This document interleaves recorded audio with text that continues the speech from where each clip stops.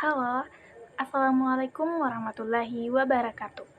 Perkenalkan, nama saya Vira Puspitasari dengan NIM 20222136064 dari Prodi Manajemen. Di video ini, saya akan menjelaskan tentang laporan keuangan perusahaan dagang. Tapi sebelum melihat bagaimana sih bentuk laporan keuangan, terlebih dahulu saya akan menjelaskan dulu apa itu perusahaan dagang.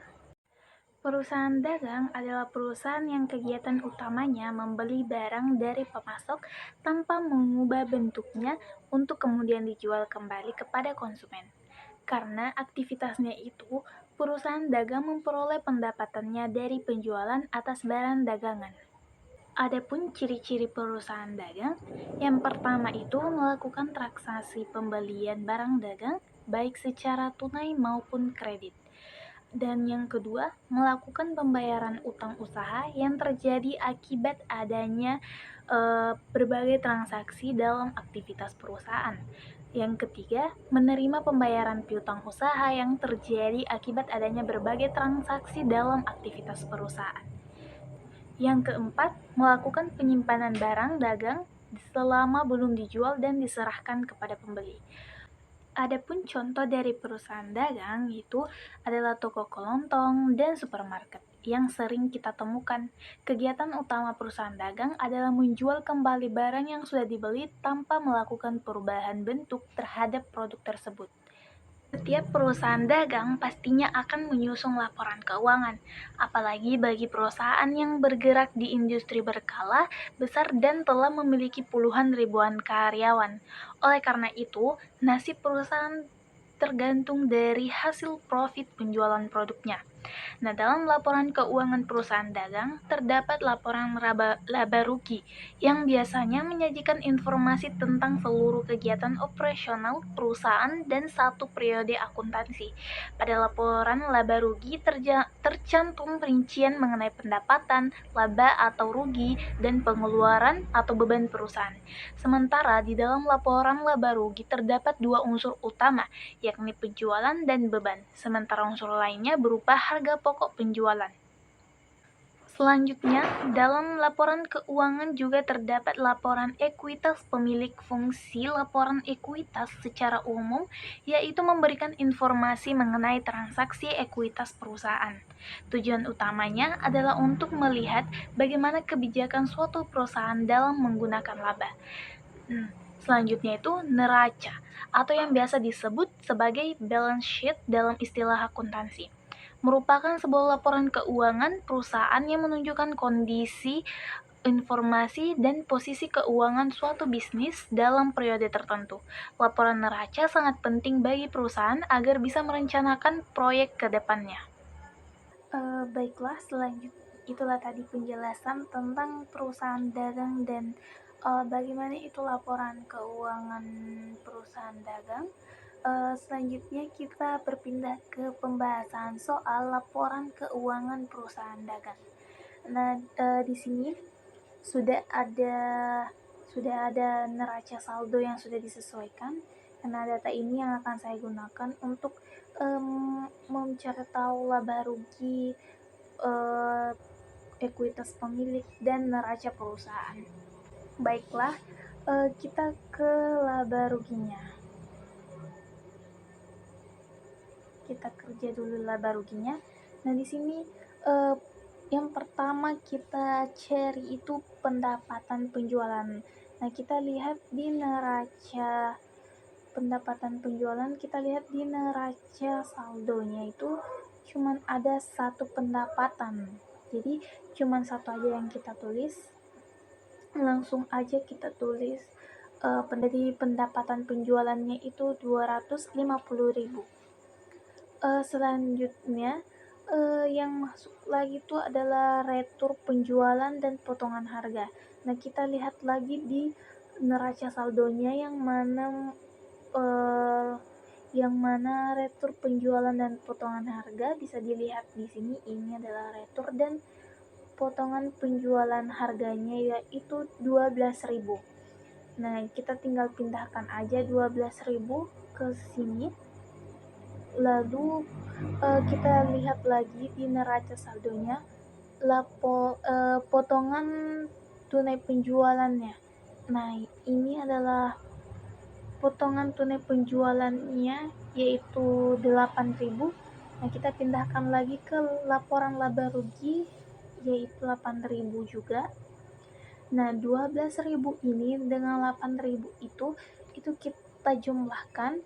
Nah, hasilnya itu nanti akan dikurangi dengan pendapatan penjualan untuk mendapatkan pendapatan penjualan bersih.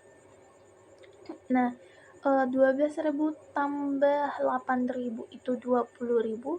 Langsung aja seperti yang saya bilang tadi, 250.000 dikurang 20.000 itu 230.000. Nah, itu berarti kita sudah dapat pendapatan penjualan bersihnya itu adalah 230.000. Selanjutnya masih di laba rugi, kita cari lagi harga pokok penjualannya. Biasanya itu sudah ada langsung yang di tabel harga pokok penjualannya, tapi karena di neraca saldo yang sudah disesuaikan di PT Visia ini tidak ada, jadi kita harus memasukkannya sendiri apa-apa saja yang masuk di harga pokok penjualan. Nah, selanjutnya yang kita masukkan itu persediaan awal. Nah, persediaan barang dagang yang ada di neraca saldo yang sudah disesuaikan itu di sini tercantum 40.000. Tapi yang kita masukkan itu 30.000. Kenapa 30.000? Karena kita ambil dari neraca saldo yang belum disesuaikan, karena persediaan barang dagang yang ada di dalam neraca saldo yang sudah disesuaikan itu adalah persediaan barang akhir.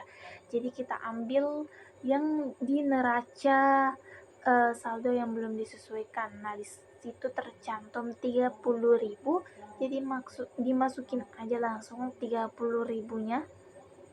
Selanjutnya pembelian kita cari lagi di neraca saldonya pembelian. Nah, ini pembelian itu cantum 150.000. Kita masukkan di sini. Kita pindahkan di sini 150.000. Nah, kemudian ada retur pembelian. Ini retur pembelian yang Nah, itu retur pembelian itu ada di kredit yang mengurangi. Jadi retur pembeliannya 11.000. Terus biaya angkut yang menambah itu, biaya angkut pembeliannya itu ada 7.000. Kita simpan di sini. Nah, 11.000 sama 7.000 itu kita kurangin. Nah, hasilnya 4.000. Nah, selanjutnya kita kurangi lagi pembeliannya itu dengan hasil yang kita dapat 4.000 ini dari retur pembelian dikurangi biaya angkut. Nah, kita kurangi 150.000 ini. Nah, hasilnya itu 146. Nah, 146 itu adalah pembelian bersih. Nah, selanjutnya ini ada persediaan awal. Nah, persediaan awal itu kita jumlahkan dengan 146 pembelian bersih kita jumlahkan. Nah, di sini hasilnya 176. Nah, hasilnya 176, masukkan lagi persediaan akhir. Nah, ini baru kita gunakan persediaan barang dagang yang ada di dalam tabel neraca saldo yang sudah disesuaikan, baru kita masukkan itu karena yang diminta di sini persediaan akhir. Jadi baru kita masukkan, yaitu 40.000. Nah, kita masukkan 40.000. Nah, Selanjutnya yang kita cari itu harga pokok penjualannya. Nah, bagaimana cara mendapatkan harga pokok penjualannya itu langsung aja kita kurangi 176 itu dikurang 40.000. Nah, ini hasilnya 136.000. Nah, 136.000. Selanjutnya kita cari lagi laba kotornya, karena langsung aja 230 dikurangi 136. Nah, hasilnya itu 94.000. Berarti kita sudah dapat laba kotornya itu yaitu 94.000. Baik, selanjutnya biaya operasional. Biaya operasional masih di dalam laporan laba rugi. Kita cari dulu biaya sewanya. Nah, bisa kita lihat di neraca ini biaya sewanya itu 1.000. Nah, kita pindahkan aja langsung di sini 1.000. Kemudian biaya penyusutan. Nah, di sini ada juga biaya penyusutan, peralatannya itu 700. Nah, kita langsung pindahkan 700. Kemudian yang masuk lagi dalam biaya operasional itu adalah biaya gaji. Nah, selanjutnya kita masukkan aja di sini 5.000. Nah, ini biaya sewa, biaya penyusutan peralatan dengan biaya gaji itu kita jumlahkan aja. Nah, nanti hasilnya itu adalah hasilnya itu akan berarti adalah jumlah biaya operasionalnya ya. Nah, jadi itu 1.000 ditambah 700 ditambah 5.000, hasilnya 6.700. Nah, itu adalah jumlah biayanya, jumlah biaya operasionalnya. Kemudian yang kita cari itu yang terakhir itu laba bersih sebelum pajak.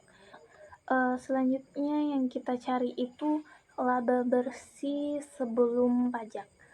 Nah, gimana cara dapat laba bersih sebelum pajaknya? Itu kita tinggal kurangin aja hasil laba kotornya itu, kita kurangin dengan jumlah biaya operasional, kita kurangin jadi hasilnya 87.300. Nah, berarti itu adalah hasil akhir dari laporan laba rugi. Nah, karena laporan laba ruginya sudah selesai, selanjutnya kita membahas soal tentang laporan ekuitas pemilik, masih di PT Visia. Nah, yang ini sudah ada nama-nama akunnya yang akan kita cari nominalnya ya, yang akan kita cari datanya di neraca saldo yang disesuaikan. Kita cari datanya di situ. Nah, ini ada modal PT Visia. Nah, itu adalah modal awalnya 21.500. Kita pindahkan aja di situ langsung 21.500. Nah, selanjutnya laba operasionalnya. Kita cari lagi laba operasionalnya itu tadi hasil dari laba ruginya. Jadi ini ya laba bersih sebelum pajak, jadi itu adalah laba operasionalnya. Nah, kita masukin di sini, kita pindahkan di sini 87.300. Nah, terus di ekuitas pemilik kita cari lagi prive-nya. Berapa prive-nya? Kita langsung lihat aja di neraca saldo. Nah, di sini ada 10.000. Nah, kita pindahkan aja 10.000 ini ke ekuitas pemilik prive. Kita langsung masukin aja. Nah, selanjutnya kita ingin mencari tahu kenaikan modalnya. Berapa kenaikan modal yang diraih PT Visia? Nah, cara kita cari itu caranya tidak beda jauh dari laba rugi tadi itu 87.300 laba operasional, kita kurangin dengan proyek 10.000. Nah, jadi hasilnya itu 77.300. Cari itu modal akhir. Nah, berapa modal akhirnya itu tinggal kita tambah aja ini 21.500 ditambah hasil kenaikan modal 77.300 kita tambah. Nah, ini adalah hasilnya 98.000. Jadi itu adalah laporan ekuitas pemilik untuk PT Visia periode 31 Oktober 2017. Selanjutnya kita berpindah ke neraca penjelasan soal neraca perusahaan untuk masih di PT Visia. Nah, di dalam neraca perusahaan ini itu yang kita cari itu aktiva, kewajiban, dan juga modal. Nah, aktivanya itu terbagi lagi menjadi dua. Nah, itu ada aktiva lancar dan aktiva tetap. Nah, di sini aktiva lancar ada dalam neraca saldo yang sudah disesuaikan ini itu adalah kas, piutang dagang, persediaan barang dagangan, dan sewa dibayar di muka. Itu semua termasuk aktiva lancar. Kita langsung aja pindahkan ke datanya yang ada di neraca saldo yang disesuaikan, itu kita pindahkan datanya ke neraca perusahaan. Baik, untuk kas nah di sini tercantum 8.500. Nah, kita langsung aja masukin di neraca perusahaan itu juga 8.500. Baik, selanjutnya piutang dagang. Kita lihat lagi berapa piutang dagang di sini. Nah, di sini tercantum 15.000, jadi kita juga cantumin di neraca perusahaan itu 15.000. Kemudian persediaan barang dagangan. Nah, kita lihat di sini persediaan barang dagang di neraca saldo itu 40.000, jadi langsung aja 40.000. Lalu sewa dibayar di muka, ya ini sewa dibayar muka 11.000. Langsung aja kita pindahkan 11.000. Nah, karena kita di sini mencari berapa jumlah aktiva lancarnya, jadi langsung aja kita jumlahkan semua ini, kas, piutang dagang, persediaan dengan sewa dibayar di muka itu kita jumlahkan. Jadi 8.500 ditambah 15.000 ditambah 40.000 ditambah 11.000. Nah, hasilnya itu 74.500. Oke. Nah, jadi itu adalah jumlah aktiva lancar untuk PT Visia. Nah, selanjutnya kita cari aktiva tetapnya. Nah, yang masuk dalam aktiva tetapnya itu adalah peralatan, akumulasi penyusutan peralatan. Nah, jadi hanya itu kita lihat. Nah, di sini peralatan 40.000. Nah, berarti kita pindahkan lagi di sini juga 40.000. Nah, kemudian akumulasi penyusutan peralatan di sini 700. Nah, kita masukkan lagi 700 juga. Nah, selanjutnya karena cuma ada dua, jadi langsung aja berapa jumlah aktiva tetapnya, yaitu kita itu kalau aktiva lancar tadi itu kita jumlahkan, kalau di aktiva tetap itu kita kurangin. Jadi peralatan dikurangi akumulasi penyusutan peralatan. Jadi 40.000 dikurangi 700, hasilnya 39.000. Nah, selanjutnya kita mencari berapa total aktiva di neraca perusahaan ini.